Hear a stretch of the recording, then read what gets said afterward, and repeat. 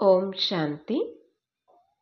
మురళీ తేదీ 25/10/2024. బాబా చెప్తున్నారు, మధురమైన పిల్లలు, తండ్రి నుండి ఒక్క దృష్టి లభించటంతో మొత్తం విశ్వంలోని మనుష్య మాతృలందరూ తృప్తి చెందుతారు. అందుకే దృష్టితో తృప్తి చెందుతారు అని అనడం జరుగుతుంది. ప్రశ్న: పిల్లలైన మీ హృదయంలో సంతోషం యొక్క భజంత్రీలు మ్రోగాలి ఎందుకు? జవాబు: ఎందుకంటే మీకు తెలుసు, బాబా అందరినీ తమతో పాటు తీసుకువెళ్లేందుకు వచ్చారు. ఇప్పుడు మనం మన తండ్రితో పాటు ఇంటికి వెళ్తాము. హాహాకారాల తర్వాత జయజయకారాలు మ్రోగనున్నాయి.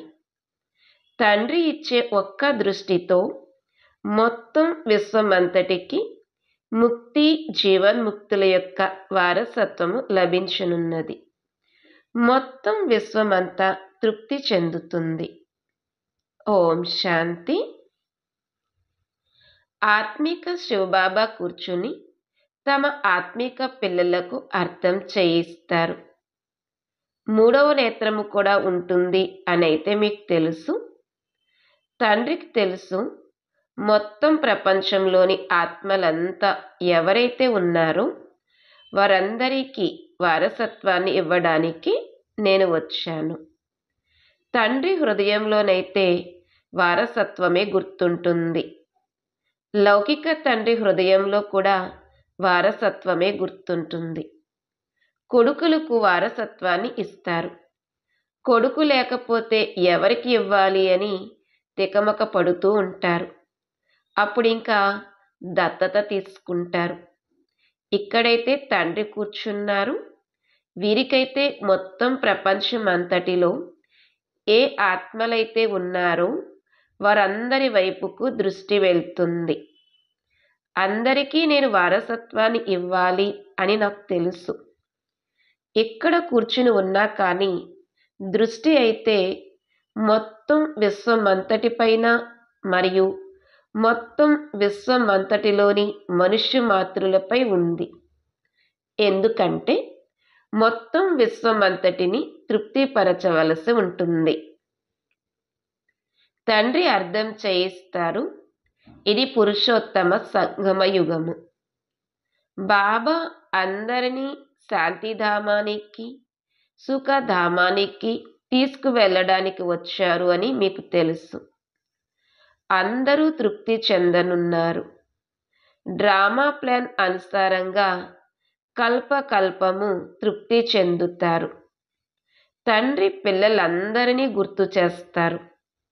దృష్టి అయితే వెళ్తుంది కదా. అందరూ చదువుకోరు. డ్రామా ప్లాన్ అనుసారంగా అందరూ తిరిగి వెళ్ళాలి. ఎందుకంటే నాటకం పూర్తవుతుంది. ఇంకాస్త ముందుకు వెళ్తే ఇప్పుడిక వినాశనం జరుగుతుంది అని స్వయము అర్థం చేసుకుంటారు. ఇప్పుడు కొత్త ప్రపంచ స్థాపన జరగనున్నది. ఎందుకంటే ఆత్మ ఎంతైనా చైతన్యమైనది కదా. కావున బుద్ధిలోకి వస్తుంది, ఇప్పుడు తండ్రి వచ్చి ఉన్నారు, స్వర్గస్థాపన జరుగుతుంది మరియు మేము శాంతిధామంలోకి వెళ్ళిపోతాము అని.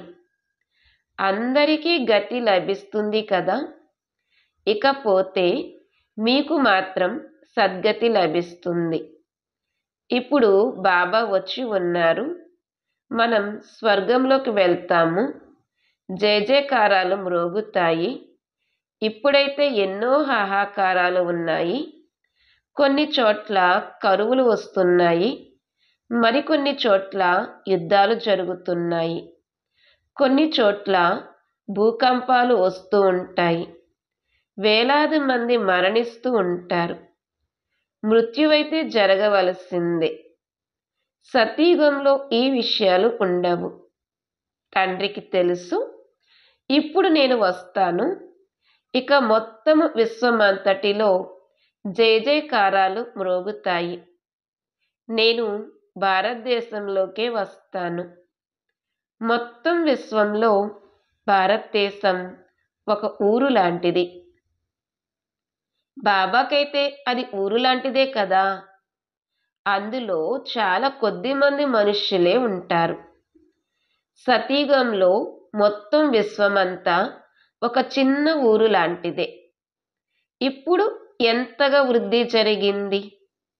తండ్రి బుద్ధిలో అయితే అంతా ఉంది కదా. ఇప్పుడు ఈ శరీరము ద్వారా పిల్లలకు అర్థం చేయిస్తున్నారు. మీది కల్పకల్పము ఏ పురుషార్థమైతే జరుగుతుందో అదే పురుషార్థము ఇప్పుడు కూడా జరుగుతుంది. తండ్రి కూడా కల్పవృక్షానికి బీజరూపుడు. ఇది సాకార వృక్షము. పైన నిరాకార వృక్షము ఉంది.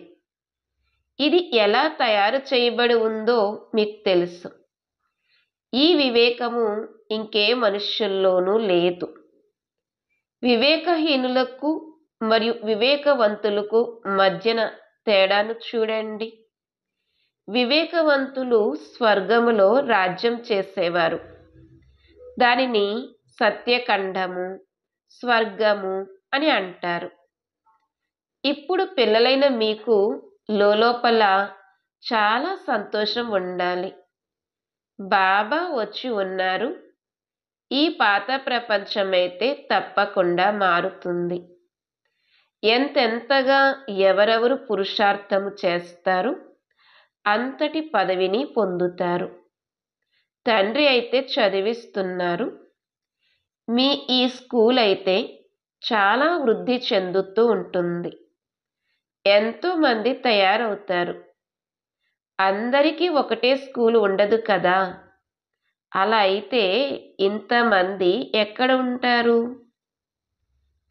ఇప్పుడు మనం సుఖధామములోకి వెళ్తామని పిల్లలైన మీకు గుర్తుంది. ఎవరైనా విదేశాలకు వెళ్ళినప్పుడు 8-10 సంవత్సరాలు అక్కడకు వెళ్ళి ఉంటారు కదా. తర్వాత మళ్ళీ భారతదేశంలోకి వస్తారు. భారతదేశం అయితే పేద దేశము. విదేశాల్లో ఉండేవారికి ఇక్కడ సుఖము అనుభవదు. అలాగే పిల్లలైన మీకు కూడా ఇక్కడ సుఖం లేదు. మీకు తెలుసు, మేము చాలా ఉన్నతమైన చదువును చదువుతున్నాము. దీని ద్వారా మేము స్వర్గాధిపతులైన దేవతలుగా అవుతాము అని. అక్కడ ఎంతటి సుఖము ఉంటుంది. ఆ సుఖాన్ని అందరూ తలుచుకుంటారు. ఈ ఊరు అనగా కలియుగమైతే గుర్తుకు కూడా రాదు. ఇందులోనైతే అపారమైన దుఃఖము ఉంది. ఈ రావణ రాజ్యము పతిత ప్రపంచంలో ఈనాడు అపారమైన దుఃఖము ఉంది. రేపు మళ్ళీ అపారమైన సుఖము ఉంటుంది. మనం యోగ బలముతో అపారమైన సుఖము గల ప్రపంచాన్ని స్థాపన చేస్తున్నాము. ఇది రాజయోగము కదా. నేను మిమ్మల్ని రాజులకే రాజులుగా తయారు చేస్తాను అని తండ్రి స్వయంగా చెప్తున్నారు. కావున ఈ విధంగా తయారు చేసే టీచర్ను స్మృతి చేయాలి కదా. టీచరు లేకుండా బ్యారిస్టర్, ఇంజనీర్ మొదలైన వారిగా అవ్వలేరు. ఇక్కడ ఇది కొత్త విషయము. ఆత్మలు పరమాత్మ అయిన తండ్రితో యోగాన్ని జోడించాలి. వారి నుండే ఎంతో కాలం దూరంగా ఉన్నారు. ఎంతో కాలము అంటే ఎంత కాలము? అది కూడా తండ్రి స్వయంగా అర్థం చేయిస్తూ ఉంటారు. మనుషులైతే లక్షల సంవత్సరాల ఆయువు అని అంటారు. తండ్రి అంటారు, అలా కాదు. ప్రతి 5000 సంవత్సరాల తర్వాత మొట్టమొదట మీరెవరైతే విడిపోయారో మీరే వచ్చి తండ్రిని కలుసుకుంటారు అని అంటారు. మీరే పురుషార్థం చేయాలి. మధురాతి మధురమైన పిల్లలకు ఎటువంటి కష్టము ఇవ్వరు. కేవలం స్వయాన్ని ఆత్మగా భావించండి అని చెప్తారు. జీవ ఆత్మ కదా. ఆత్మ అవినాశి, జీవము వినాశి. ఆత్మ ఒక శరీరాన్ని వదిలి ఇంకొక శరీరాన్ని తీసుకుంటుంది. ఆత్మ ఎప్పుడూ పాతబడదు. ఇది అద్భుతము కదా.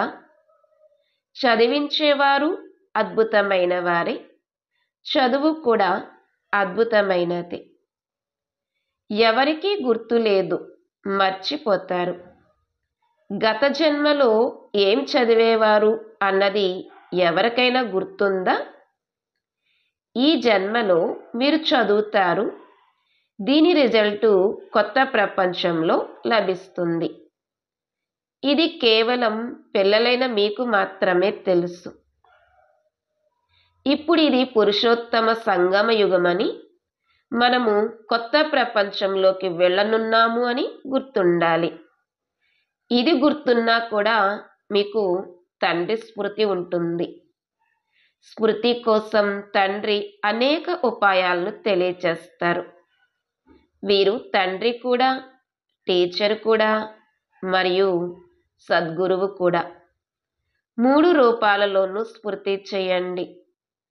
స్మృతి చేయడానికి ఎన్ని యుక్తులను ఇస్తున్నారు, కానీ మాయ మరిపింపజేస్తుంది.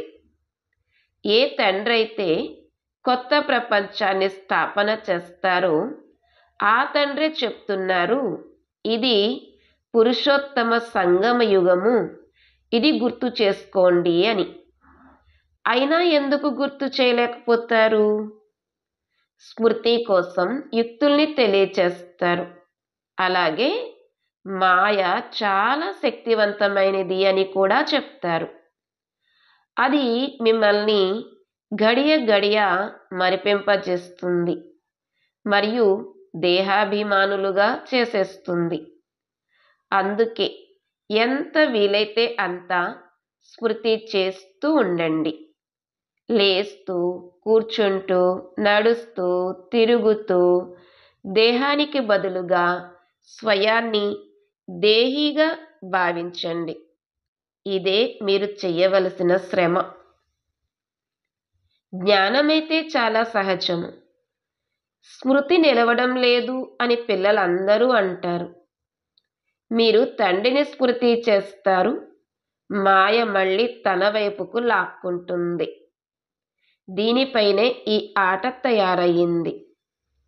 మా బుద్ధి యోగము ఏదైతే తండ్రితో మరియు చదువుకునే సబ్జెక్టులతో జోడించబడి ఉండాలో అది అలా లేదు, మర్చిపోతున్నాము అని మీరు కూడా భావిస్తారు. కానీ మీరు అలా మర్చిపోకూడదు.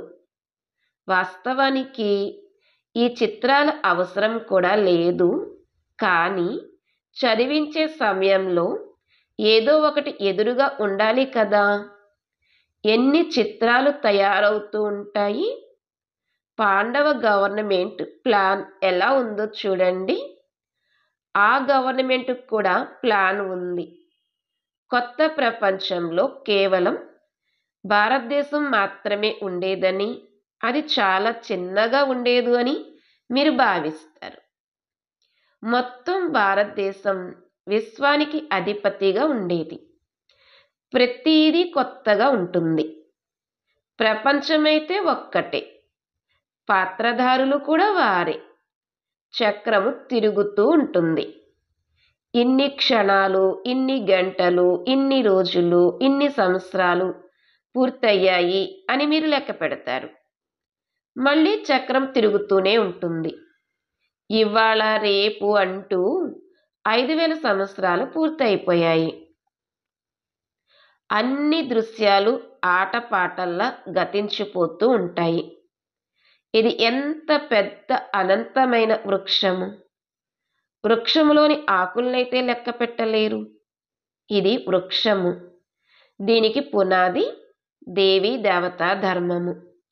దాని నుండి 3 శాఖలు అనగా 3 ధర్మాలు ముఖ్యముగా వెలువట్టాయి. ఇకపోతే వృక్షంలోని ఆకులైతే ఎన్ని ఉన్నాయి? వాటిని లెక్క పెట్టగలిగేంత శక్తి ఎవరికీ లేదు. ఈ సమయంలో అన్ని ధర్మాల వృక్షాలు వృద్ధి చెందాయి. ఇది అనంతమైన పెద్ద వృక్షము. ఈ ధర్మాలన్నీ మళ్ళీ ఉండవు.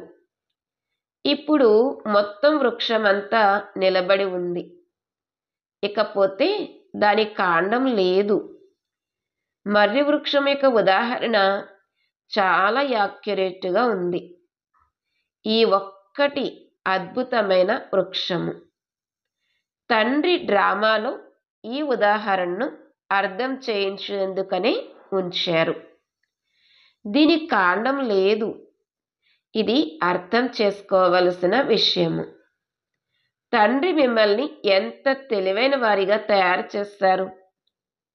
ఇప్పుడు దేవతా ధర్మం యొక్క పునాది లేదు. పిండిలో ఉప్పంత ఏవో కొన్ని గుర్తులు మాత్రమే ఉన్నాయి. చివరిలో ఈ గుర్తులు కొన్ని మిగిలి ఉన్నాయి. కావున పిల్లల బుద్ధిలోకి ఈ జ్ఞానమంతా రావాలి. తండ్రి బుద్ధిలో కూడా జ్ఞానం ఉంది కదా. మీకు కూడా మొత్తం జ్ఞానం అంతటిని ఇచ్చి తమ సమానంగా తయారు చేస్తున్నారు. తండ్రి బీజరూపుడు మరియు ఇది తల్లకిందుల వృక్షము. ఇది పెద్ద అనంతమైన డ్రామా. ఇప్పుడు మీ బుద్ధి పైకి వెళ్ళిపోయింది. మీరు తండ్రిని మరియు రచనను తెలుసుకున్నారు. శాస్త్రాలలో ఉన్న ఋషులు మునులు ఎలా తెలుసుకోగలరు? ఒక్కరు తెలుసుకున్నా అది పరంపరగా నడవాలి కదా. కానీ అది అవసరమే లేదు. సద్గతి జరిగిన తర్వాత ఇక మధ్యలో ఎవరు తిరిగి వెళ్ళలేరు. నాటకం పూర్తయ్యేలోపు పాత్రధారులందరూ ఇక్కడకు చేరుకోవాలి. అప్పటి వరకు తండ్రి ఇక్కడ ఉంటారు. ఎప్పుడైతే అక్కడ పూర్తిగా ఖాళీ అయిపోతుందో అప్పుడిక శివబాబా ఊరేగింపు వెళ్తుంది. ముందు నుండే వెళ్ళి అక్కడ కూర్చోరు. కావున తండ్రి కూర్చుని మొత్తం జ్ఞానం అంతటిని ఇస్తారు. ఈ ప్రపంచపు చక్రము ఎలా రిపీట్ అవుతుంది? సత్యుగము, త్రేత, ద్వాపర, కలియుగాలు. ఆ తర్వాత సంగమము ఉంటుంది. గాయనము ఉంది. కానీ సంగమ యుగం అనేది ఎప్పుడు ఉంటుంది అనేది ఎవరికీ తెలియదు. 4 యుగాలు ఉన్నాయి అని పిల్లలైన మీరు అర్థం చేసుకున్నారు. ఇది లీపు యుగము. దీనిని చిన్న యుగము అని కూడా అంటారు. శ్రీకృష్ణుణ్ణి కూడా చిన్నగానే చూపిస్తారు. ఇది జ్ఞానము. జ్ఞానాన్ని అటు ఇటు మార్చి భక్తిలో ఎలా తయారు చేశారు? జ్ఞానం యొక్క దారం అంతా చిక్కుబడిపోయింది. దానిని అర్థం చేయించేవారైతే ఒక్క తండ్రే. ప్రాచీన రాజయోగాన్ని నేర్పించేందుకు విదేశాలకు వెళ్తారు. అది ఇదే కదా. ప్రాచీనము అనగా మొట్టమొదటిది. సహజ రాజయోగాన్ని నేర్పించేందుకు తండ్రి వచ్చారు. ఎంతటి అటెన్షన్ ఉంటుంది. స్వర్గస్థాపన జరగాలి అని మీరు కూడా అటెన్షన్ పెడతారు. ఆత్మకు స్మృతి అయితే వస్తుంది కదా. తండ్రి అంటారు, ఈ జ్ఞానమును ఏదైతే నేను ఇప్పుడు మీకు ఇస్తున్నానో దీనిని మళ్ళీ నేనే వచ్చి ఇస్తాను. ఇది కొత్త ప్రపంచం కోసం కొత్త జ్ఞానము.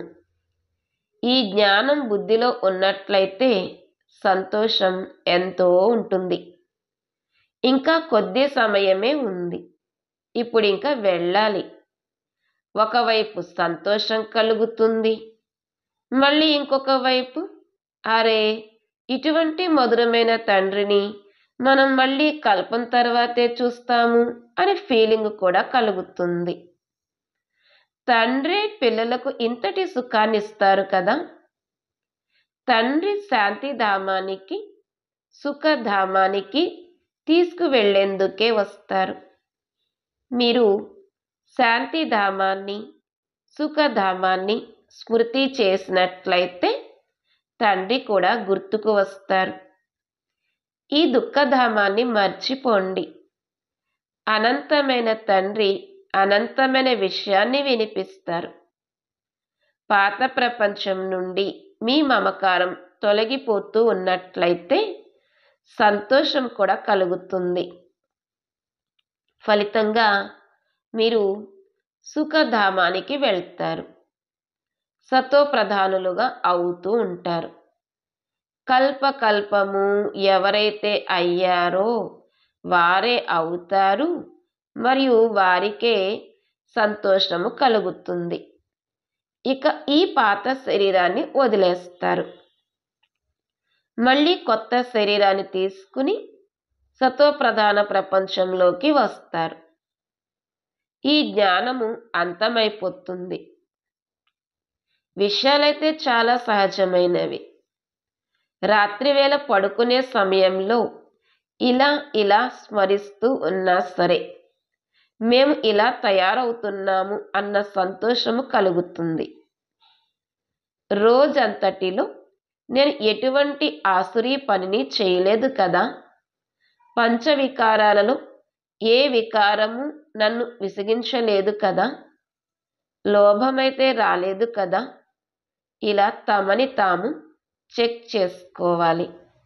అచ్చా, మధురాతి మధురమైన సికీలదే పిల్లలకు మాతాపిత బాప్దాదాల ప్రియ స్మృతులు మరియు గుడ్ మార్నింగ్. ఆత్మిక పిల్లలకు ఆత్మిక తండ్రి నమస్తే.